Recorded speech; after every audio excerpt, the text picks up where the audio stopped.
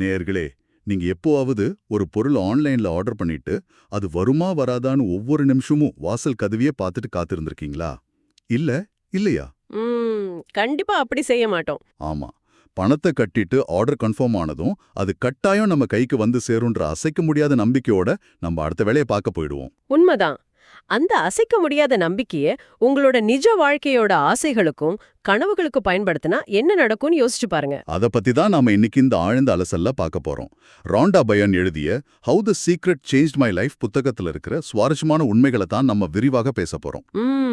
இது ஏதோ காற்றில் கோட்டை கட்டும் தத்துவ பேச்சு கிடையாது. நிச்சயமா. சாதாரண மக்கள் எப்படி தங்கள் சிந்தனை முறையை மாற்றி நிஜ வாழ்க்கையில பணத்தையும் ஆரோக்கியத்தையும் உறவுகளையும் ஈர்த்தார்கள் அப்படிங்கிற உண்மை சம்பவங்களை தான் நம்ம அலச போறோம். மிக சரியான தொடக்கம். இந்த விஷயங்களை நாம வெறும் மேஜிக் கதைகளாக பார்க்காம ஒரு தர்க்க ரீதியான கண்ணோட்டத்துல அணுகுவது ரொம்ப அவசியம். ஆமா, இதோட பின்னணியில உள்ள உளவியல் என்ன, மனித மூளை எப்படி செயல்படுதுன்னு பார்க்கணும். கண்டிப்பா. பிரபஞ்சத்தோட விதிகள் எப்படி வேலை செய்யுதுன்னு புரிஞ்சுக்க ஒருவருடைய எண்ணங்கள் எப்படி சுற்றியுள்ள யதார்த்தத்தை மாற்றுது அப்படிங்கிற ஏன் எப்படி என்ற ஆழமான கேள்விகளை நாம எழுப்பணும். சரி, இத கொஞ்சம் விரிவா பார்ப்போம். ஈர்ப்பு விதியோட அடிப்படை சூத்திரம் ரொம்ப எளிமையானதுன்னு புத்தகத்துல சொல்லியிருக்காங்க. அதாவது கேள், நம்பு, பெற்றுக்கொள். இந்த ஆஸ்க், பிலீவ், ரிசீவ் அப்படிங்கிற 3 படிகள் தான் எல்லாமே. கேட்கறதுக்கு ரொம்ப சாதாரணமா இருக்கு. ஆனா இத நடைமுறையில எப்படி செய்யறது? எனக்கு ஜான் பெரேரா அப்படிங்கிறவரோட கதை ரொம்ப சுவாரஸ்யமா இருந்தது. ஓ, அந்த பாடகர் கதை கான? ஆமாங்க. அவர் வாழ்க்கையில ரொம்ப கடுமையான மனச்சோர்வுல இருந்த காலகட்டம் அது. அவருக்கு புகழ்பெற்ற பாடகர் ஸ்டீவி ஒண்டரோட சேர்ந்து மேடையில பாடணும்னு ஒரு விசித்திரமான மிகப்பெரிய ஆசை இருந்தது. சாதாரணமா இந்த மாதிரி ஆசைகளை வெளியே சொன்னா எல்லாரும் என்ன நினைப்பாங்கன்னு நமக்கு தெரியுமே. அதான் இது அவர் தன் நண்பர்கள் கிட்ட சொன்னப்போ எல்லாரும் அவரை பார்த்து என்ன உனக்கு பைத்தியமா பிடிச்சிருக்குன்னு கிண்டல் பண்ணிருக்காங்க. ஆனா அவர் அந்த கேள்விகளை பொருட்படுத்தவே இல்லை. அவர் தன்னோட நம்பிக்கையில ரொம்ப உறுதியா இருந்திருக்கார். ஆமா, ஒரு ஆன்லைன் போட்டியில கலந்துகிட்டு வெறும் 20 வார்த்தைகள்ல ஒரு கட்டுரை எழுதினார். இங்கேதான் ஒரு ஆச்சரியம். அதை சப்மிட் பண்ணும்போது அவரோட கம்ப்யூட்டர் திடீர்னு கிராஷ் ஆயிடுச்சு. அடா, அந்த நேரத்திலயா? ஆமாங்க. சாதாரண ஆளா இருந்தா அவ்வளவுதான், இது நமக்கு கிடைக்காது போலன்னு விரக்தி அடைஞ்சிருப்போம். ஆனா அவர் பதற்றப்படவே இல்லை. அந்த வாய்ப்பு எனக்குத்தான் உறுதியாக நம்பினார். அதுதான் முக்கியமான விஷயம். ஆச்சரியம் என்னவென்றால் அந்த தேசிய அளவிலான போட்டியில அவர் வென்று நிஜமாகவே ஸ்டீவி ஒண்டரோட மேடையில பாடினார். ஜான் பெரேராவின் கதையில நாம கவனிக்க வேண்டிய மிக முக்கியமான உளவியல் நுணுக்கம் என்னவென்றால் கோரிக்கையில் இருந்த தெளிவு மற்றும் தடைகளைக் கண்டு தளராத அதிர்வன். அதாவது அவர் என்ன கேட்கிறார் அப்படிங்கறதுல ரொம்ப தெளிவா இருந்திருக்கார். சரியா சொன்னீங்க. அவர் யாராவது ஒருவரோடு பாட வேண்டும்னு பொதுவாக கேட்கல, ஸ்டீவி வண்டருடன் பாட வேண்டும்னு மிக தெளிவாக கேட்டார்.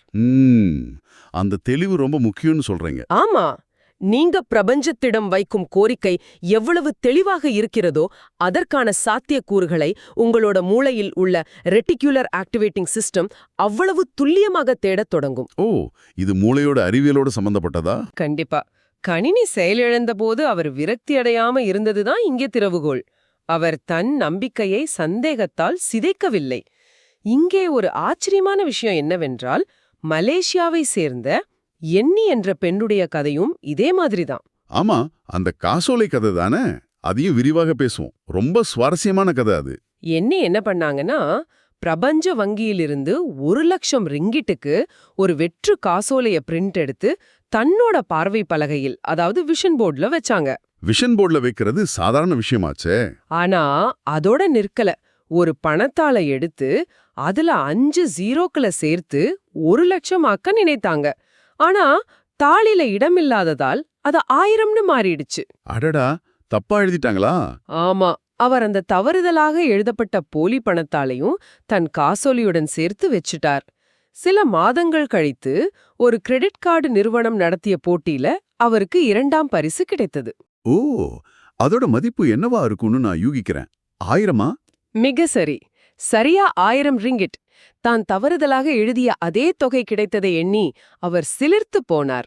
அட, இது உண்மையே ஆச்சரியம்தான். அதுக்கப்புறம் அதே போட்டியின் இறுதிச் சுற்றில் அவர் முதல் பரிசான சரியா 1,00,000 ரிங்கிட்டையும் வென்றார்.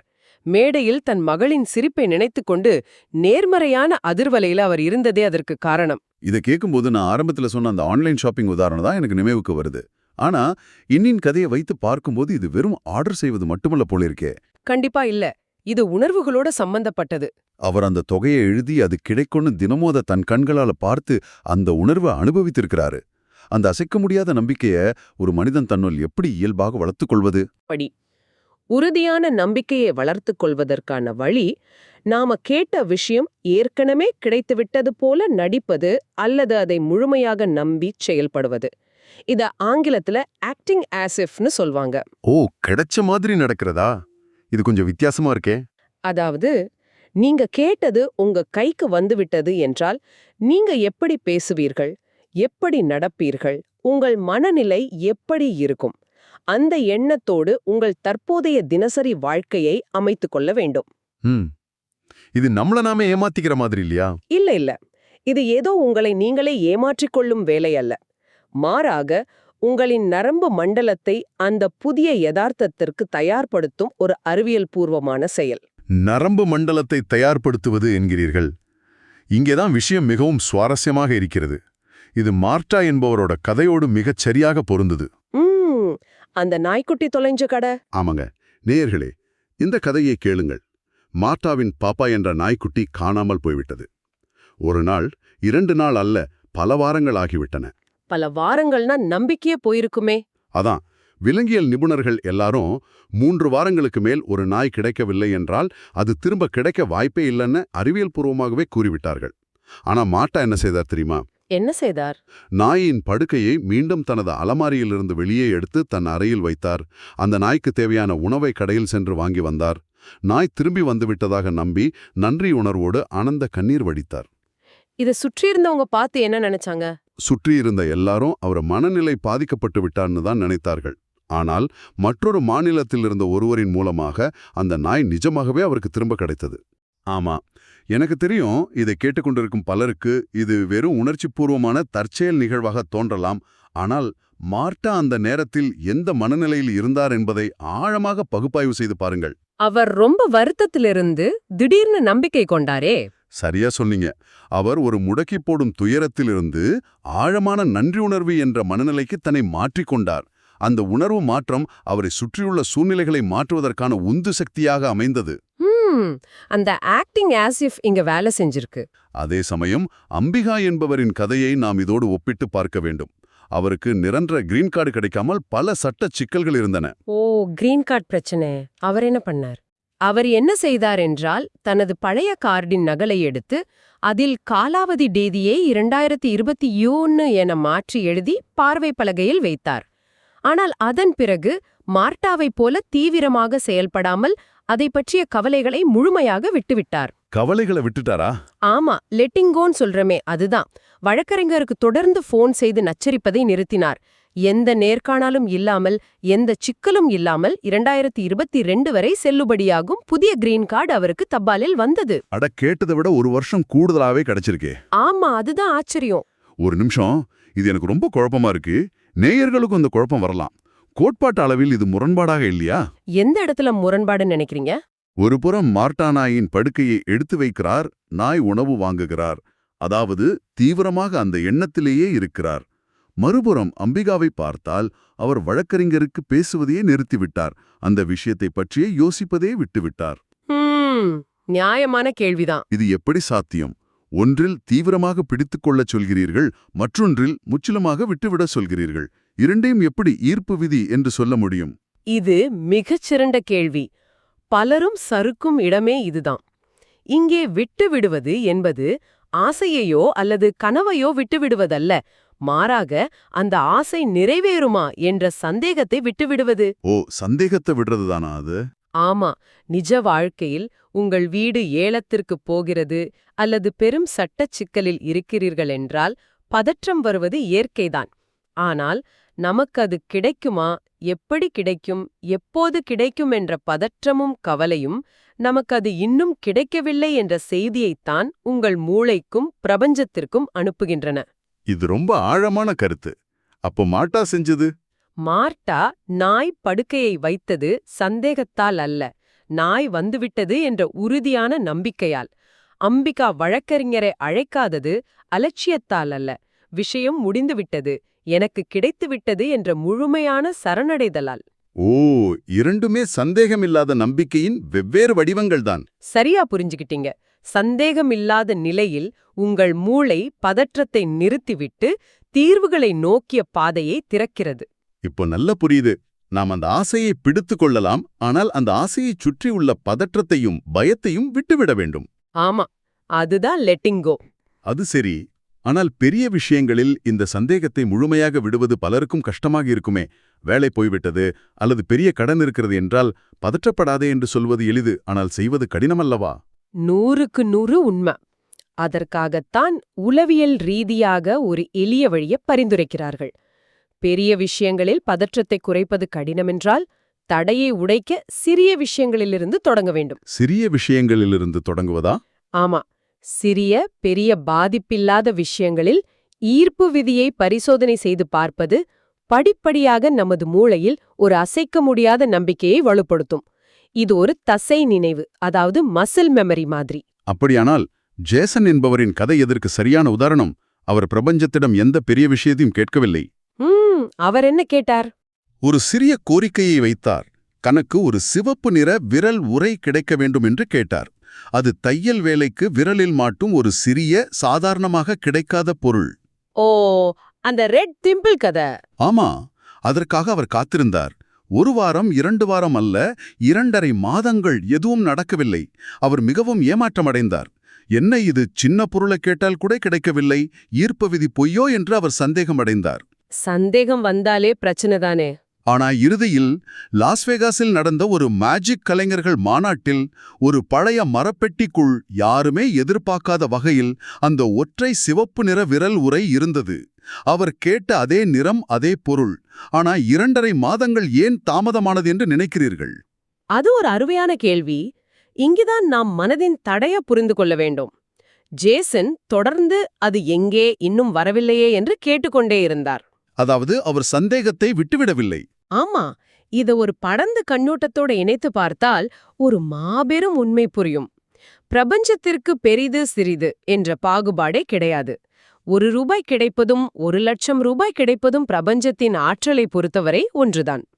அளவு என்பது மனிதர்கள் உருவாக்கிய ஒரு மாயைன்னு சொல்றீங்க? கண்டிப்பா.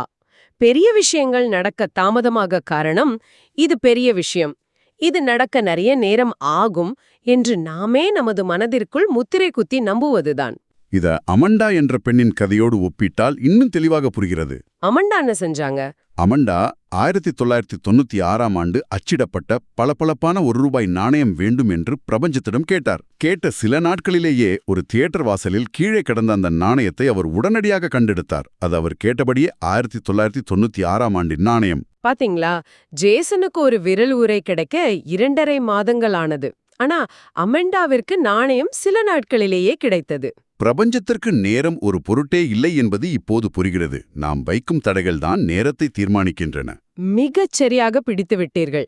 அந்த தடைகளை உடைப்பதற்கு தான் நாம் எப்போதும் பிரபஞ்சத்தை ஈர்க்கும் அந்த சரியான அதிர்வெண்ணில் இருக்க வேண்டும் என்று சொல்றாங்க.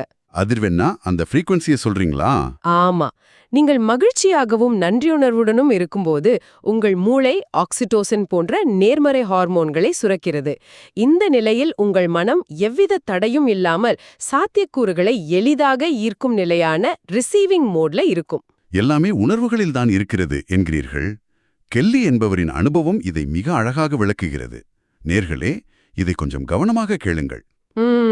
சொல்லுங்க. கெல்லிக்கு தான் பார்த்து கொண்டிருந்த வேலை அறவே பிடிக்கவில்லை. தினமும் விரக்தியோடு தான் வேலைக்கு சென்றார். 75க்கும் மேற்பட்ட இடங்களில் நேர்காணலுக்கு சென்றும் அவருக்கு வேலை கிடைக்கவில்லை. ரொம்ப கஷ்டமான சூழ்நிலை தான் அது. அப்போதான் அவர் தனது மனதின் கற்பனையை மாற்றினார். தனக்கு பிடித்தமான ஒரு புதிய அலுவலகத்தை மனதிற்குள் உருவாக்கினார். வெறுமனே யோசிக்கவில்லை. கம்ப்யூட்டர் கீபோர்டை தொடும் உணர்வு, அந்த அறையில் வீசும் எலுமிச்சை வாசம், கற்பனையான சக ஊழியர்களின் பெயர்கள் என அனைத்தையும் ஒவ்வொரு நாளும் தத்ரூபமாக உணர்ந்தார். உணர்வுகளை முழுமையா அனுபவிச்சிருக்காங்க. ஆமா, மதிய உணமாக அந்த புதிய அலுவலகத்தில் என்ன சாப்பிடுகிறார் என்பதை வரை அவர் தன் உணர்வுகளில் அனுபவித்தார். அந்த உண்மையான மகிழ்ச்சியான உணர்வு அவர் நரம்பு மண்டலத்தில் ஏற்படுத்திய மாற்றம் மிக குறுகிய காலத்திலேயே அவருக்கு 2 புதிய வேலைவாய்ப்புகளை பெற்றுத்தந்தது. இது ஒரு முக்கியமான கேள்வியை எழுப்புகிறது. நாம ஒரு தத்துவத்தை எப்படி பயன்படுத்துறோம் என்பதுதான் அது. வெறுமனே செயல்களை செய்வது மட்டும் போதாது. பலர் என்ன செய்கிறார்கள் தெரியுமா? என்ன செய்வாங்க? எல்லாத்தையும் கரெக்டா ஃபாலோ பண்ணுவாங்களே. ஈர்ப்பு விதியை பற்றி படித்தவுடன் அதை ஒரு செக்லிஸ்ட் போல கடமைக்காக செய்கிறார்கள். காலையில் 10 முறை எழுதுவது, கற்பனை செய்வது என இயந்திரத்தனமாக செய்கிறார்கள். எவாஞ்சலியா என்ற பெண்ணின் உறவுச் சிக்கல் கதையை பாருங்கள். ஓ, உறவுகளுக்கும் இது பொருந்துமா? கண்டிப்பா. அவர் தன்னிடமிருந்து விலகிப்போன காதலரை மீண்டும் பெற கடமைக்காக எல்லாவற்றையும் ஒரு டாஸ்க் போல செய்தார். ஆனால் அந்த நபர் அவரை விட்டு சென்றார். அது வேலை செய்யவில்லை. ஏன் வேலை செய்யல? அவர்னா எல்லாத்தையும் செஞ்சாரு. ஏன்னா எனாயலியாவின் உள்ளே தன்னிலக்கமும் பாதுகாப்பின்மையும் தான் இருந்தது. எப்போது அவர் தனது சொந்த தகுதியை முழுமையாக உணர்ந்து தன்னை நேசிக்க ஆரம்பித்து நான் அன்பை பெற தகுதியானவள் என்று இதயபூர்வமாக உணர ஆரம்பித்தாரோ அப்போதுதான் அந்த உறவு மீண்டும் துளிர்விட்டது. அட, உள்ளுக்குள்ள நாம எப்படி ஃபீல் பண்றோம் அப்படிங்கறதுலாம் முக்கியம். ஆமா, அவர்கள் இன்று மகிழ்ச்சியாக திருமணம் செய்து வாழ்ந்து வருகிறார்கள். போலி நேர்மறை எண்ணங்கள், அதாவது டாக்ஸிக் பாசிட்டிவிட்டி எப்போதுமே வேலை செய்யாது. உண்மையான உணர்வு நிலை மாற்றம்தான் யதார்த்தத்தை மாற்றும். உணர்வுகள் அவ்வளவு வலிமையானவையா? ஒருவரின் ஆரோக்கியத்தை கூட இந்த உணர்வுகள் மாற்றுமா? நிச்சயமாக மாற்றுமாம். மருத்துவ அறிவியல் கூட இப்போது மனதிற்கும் உடலுக்கும் உள்ள தொடர்பை அதிக அளவில் ஏற்றுக்கொள்கிறது. அல்சரேட்டிவ் கொலிட்டிஸ் அப்படிங்கிற குடல் புண்ணால் மிக கடுமையாக பாதிக்கப்பட்ட ஜெசிகா என்பவரின் கதையை பாருங்கள். அந்த நோய்க்கு மருந்து இல்லையே. ஆமா, அவர் வாழ்நாள் முழுவதும் மருந்துகளோடு வாழ வேண்டும், இது குணமாகாத நோய் என்று மருத்துவர்கள் கூறிவிட்டார்கள். தொடர்ச்சியான மன அழுத்தம் உடலில் கார்டிசால் என்ற ஹார்மோனை சுரக்கச் செய்து நோயை அதிகப்படுத்தும். ஜெசிகா என்ன செய்தார் தெரியுமா? என்ன செய்தார்? அவர் அந்த நோயோடு போராடுவதை நிறுத்தினார். எல்லாவற்றின் மீதும் தனக்கு ஏற்பட்ட கடந்த கால கசப்பான அனுபவங்கள் உட்பட அன்பை செலுத்த ஆரம்பித்தார். எங்கு பார்த்தாலும் காதலையும் அன்பையும் மகிழ்ச்சியும் மட்டுமே உணர்ந்தார். இது கேட்கறதுக்கே ரொம்ப நிகழ்ச்சியா இருக்கு. ஆமா, அந்த தூய்மையான அன்பின் அதிர்வலை அவளுக்குள்ளிருந்த மன அழுத்தத்தை முற்றிலும் நீக்கியது. 2 நாட்களில் அவரது நோயின் அறிகுறிகள் மாயமாக மறையத் தொடங்கின. மீண்டும் மருத்துவ பரிசோதனை செய்தபோது அவரது குடல் புண் முழுமையாக குணமாகியிருந்தது கண்டுபிடிக்கப்பட்டது. 2 நாட்கள்லயா? ஆச்சரியமா இருக்கு. இது ஏதோ மேஜிக் அல்ல. மன அழுத்தத்தை நீக்கி உடலின் இயற்கையான குணப்படுத்தும் தன்மையை அவர் விழிப்படையச் செய்திருக்கிறார். அடேங்கப்பா. எனவே இதற்கெல்லாம் என்ன அர்த்தம் நேயர்களே? வெறுமனே நேர்மறையாக பேசுவது போதாது. கடமைக்காக ஒரு நோட்டில் ஆசைகளை எழுதுவது போதாது. மனதளவில் அந்த மகிழ்ச்சியை, அந்த அன்பை ஆழமாக உணர வேண்டும். ஆமாம். நீங்கள் என்னவாக மாற விரும்புகிறீர்களோ அந்த உணர்வை இப்போதே அனுபவிக்க வேண்டும். அந்த உணர்வுதான் உங்கள் மூளைக்கும் இந்த ஒட்டுமொத்த பிரபஞ்சத்திற்கும் நீங்கள் அனுப்பும் செய்தி. மிக சரியாக தொகுத்து விட்டீர்கள். ஈர்ப்பு விதி என்பது உங்களை சுற்றியுள்ள உலகை, சூழ்நிலைகளை மாற்ற பயன்படும் ஒரு கருவி அல்ல. அது முதலில் உங்களை மாற்றுகிறது. உங்களின் உள்ளே இருக்கும் அந்த எண்ணங்களின் உலகை நீங்கள் மாற்றிமைக்கும்போது வெளியே உள்ள உலகம் தானாக உங்களை பிரதிபலிக்கத் தொடங்குகிறது. அருமையான பாயிண்ட் இது. நீங்கள் எந்த அதிர்வெண்ணில், அதாவது எந்த மனநிலையில் இருக்கிறீர்கள் என்பதை பொறுத்தே உங்கள் வாழ்க்கையில் ஒவ்வொரு நிகழ்வும் அமைகிறது. அருமையான விளக்கம். நீங்கள் இதை கேட்டுக்கொண்டிருக்கிறீர்கள் என்றால் ஒரு நிமிடம் சிந்தித்து பாருங்கள். உங்கள் வாழ்க்கையின் ரிமோட் கண்ட்ரோல் உங்கள் கைகளில்தான் உள்ளது என்பதை இந்த தரவுகள் நமக்கு தெளிவாக உணர்த்துகின்றன. உண்மைதான். நாம் இன்று பல உண்மைக் கதைகளை பார்த்தோம். பிரபஞ்சத்திற்கு பெரிது சிறிது என்ற வித்தியாசமே தெரியாது என்பதையும் ஆழமாக புரிந்து கொண்டோம். தடைகள் எல்லாம் நமது மனதில்தான் இருக்கின்றன. கண்டிப்பா அந்த தடைகளை நாமே தான் உடைக்கணும். அப்படியென்றால் நேயர்களே, உங்களிடம் ஒரு இறுதி கேள்வி. உங்கள் மனதிற்குள் இது நடப்பது மிகக் கடினம், இது எனக்கு கிடைக்கவே கிடைக்காது என்று முத்திரை குத்தி பிரபஞ்சத்திடம் கேட்க தயங்கி நீங்கள் தள்ளிப் போடும் அந்த பெரிய விஷயம் என்ன? அது ஒரு பெரிய வேலையாக இருக்கலாம், அல்லது தீர்க்க முடியாத கடனாக இருக்கலாம். இன்றே, இந்த நொடியே அதை மிகச் சிறியதாக நினைத்துப் பாருங்கள். நீங்கள் விரும்பும் வாழ்க்கைக்கான கதவு திறக்க காத்திருக்கிறது. நிச்சயமா எல்லாமே சாத்தியம்தான். இப்போது வீடியோவின் இறுதிப் பகுதி. இவ்வளவு நேரம் கேட்டதுக்கு ரொம்ப நன்றி. இந்த channel voice reads channel monetisation இல்லாம தான் நடக்குது.